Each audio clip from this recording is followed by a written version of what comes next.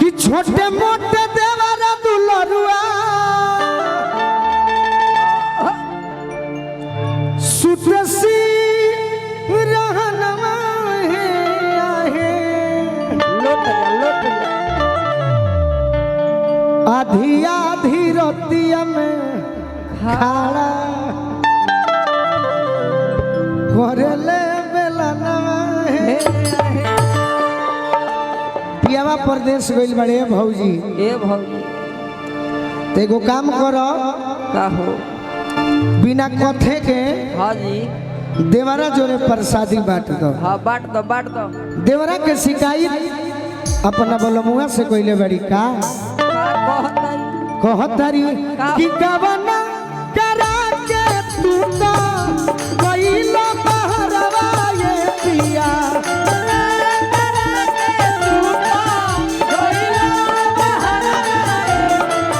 गवना करा के तू तो कइला बहरवा ये पिया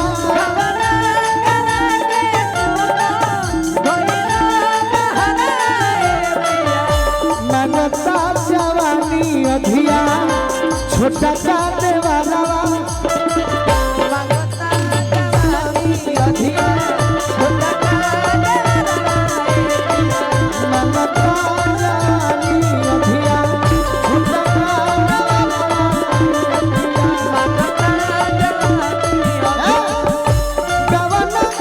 मनोज ठाकुर बोला ना यार दिमाग में डरी हो गवना करा के तू तो कइला बहरवा ये पिया गवना करा के तू तो कइला बहरवा ये पिया गवना करा के तू तो कइला बहरवा ये पिया मता जवानी अभिया छोटा सा देवरवा ये पिया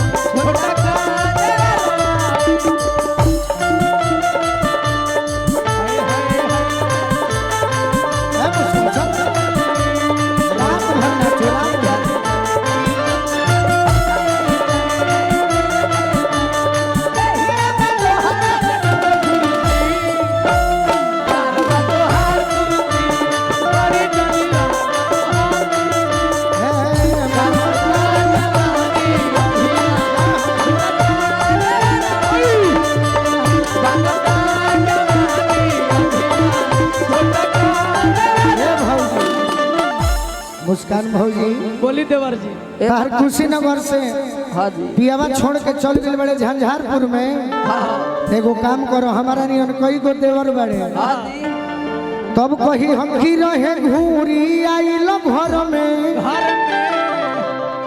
अरे रहतावे किस के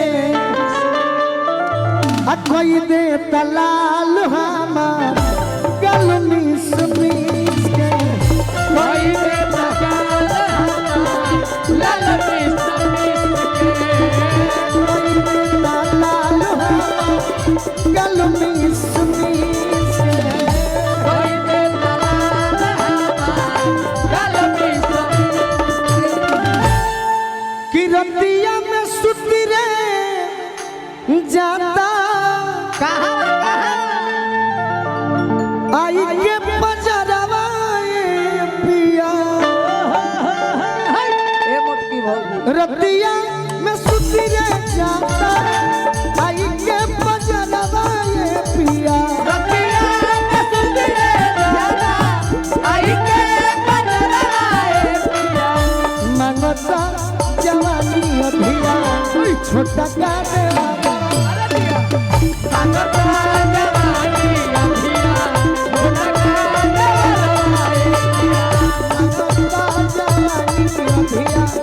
छोटा का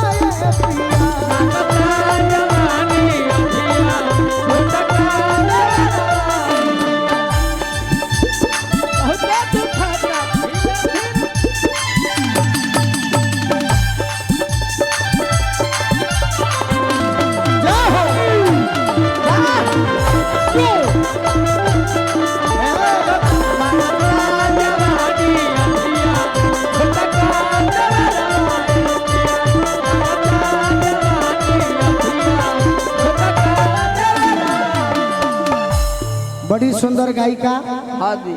आज के मंच के सबसे सुंदर रौरा सबके खूब झुमई हन। ऐसे कि उनकर गाना पूरे मिथिला के धरती ना, हाँ जी, पूरे भारत देश में बाजल हुई। सही बात। गाना कोनो खराब ना होला, हम मनबे ना करी। ना, जे जैसन सुनेलो वैसन सुनावे के चाहिए। सही बात। हमार भाई विकास जी की ओर से बहुत बहुत आशीर्वाद। और का जी इसके बाद सर सही बात सर। नाम राउत तनी पढ़ ली हम। पढ़ली वीरेंद्र नारायण बादल जी के फरमाइश में कह तरीकी अरे जखमी जितेंद्र कहियो वाह, जखमी जितेंद्र कहियो अरे ना सीताहार थाती अगलुआ देवरवा भई बड़े उतबाती गोलुआ देवरा भाई बड़े उतबाती।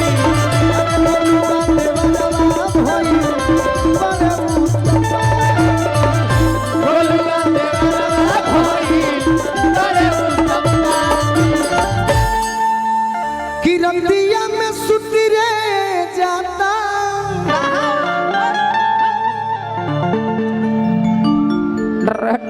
आई के बजरवा पिया मंगता जवानी अधिया छोटा का देवरवा मंगता जवानी अधिया छोटा का देवरवा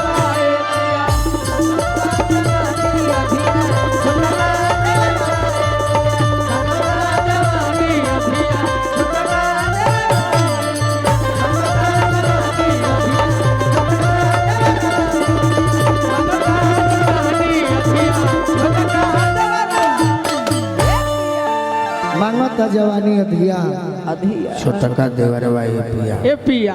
एक गाना हमारे